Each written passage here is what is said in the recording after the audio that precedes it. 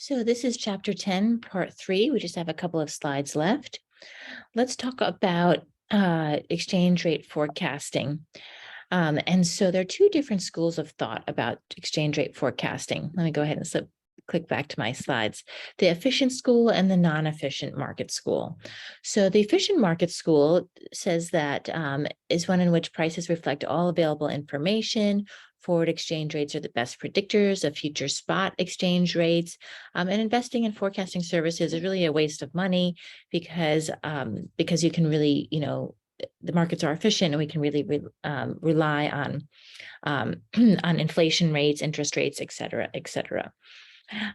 So that's the efficient market school. But then there's the inefficient market school that says markets truly aren't efficient because its prices do not reflect all available information. They say, there are transportation costs, there are things that happen in life, in the economy, a pandemic, et cetera, that will affect future exchange rates. So these forward exchange rates, what they predict to be future exchange rates, are not really the best predictor of rates.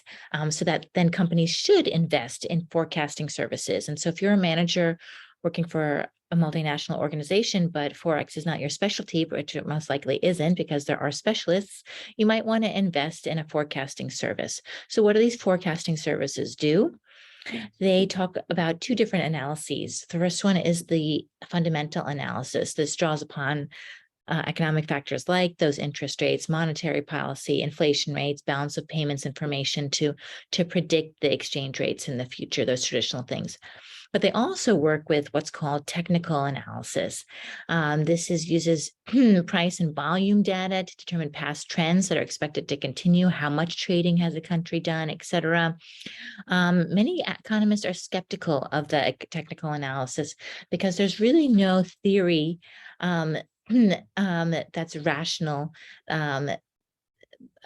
that's connected to this quote technical analysis, but it's still often used. And you can see because even the theories, right, are often unpredictable and they can't really prove true. So we're a little bit like a detective, right, trying to figure out with all these different pieces of information how we can best predict exchange rates.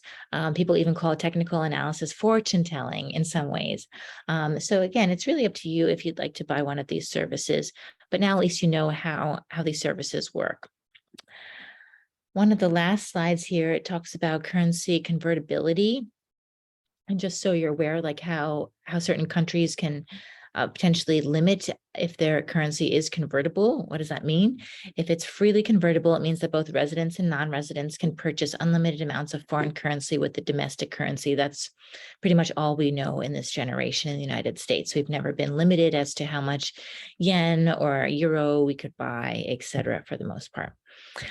Externally convertible, this happened in Japan in past years because, again, Japan right after World War II was very conservative about their economic growth. They were so devastated by the war, so they really wanted to just make sure that they had enough cash on hand, that they needed to buy all the products, in order to buy products that they needed. They were just very conservative. And so they exercised what's called external convertibility, where only non-residents can convert their holdings of domestic currency into a foreign currency. So they wanted that FDI into Japan, and they wanted GE to come and Apple, et cetera. And they wanted Apple to know that they could still get their money back into US dollars, but all the people who lived in Japan could not convert their money, their Japanese yen, into US dollars so easily. And then non-convertibility completely is where both residents and non-residents are prohibited from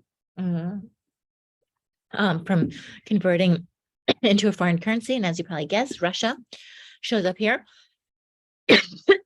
because they have very strict rules often when it comes to the economy. On our last slide, governments limit to preserve foreign exchange reserves and prevent capital flight. I don't think I want this chapter to end. It's so exciting. That's why I'm coughing so much, because I just want to keep talking about Forex, but everything that comes to an end eventually. as we see. And so when residents and non-residents rush to convert their holdings. So again, that's exactly what Japan did not want, as a rush on the banks, capital flight.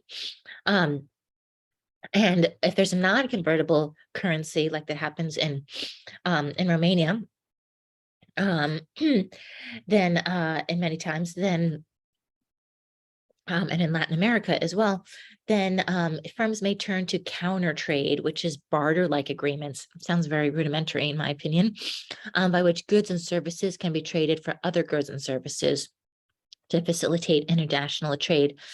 Fortunately, this is really less than 5% of trades these days, but it did happen where Caterpillar bought, I guess I should say, they sold.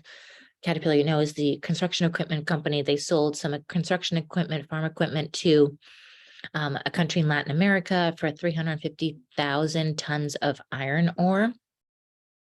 And then they took this iron ore and they sold it to Romania for farm products that they could use. So, and then they could then sell for US dollars. So they could eventually get their dollars back.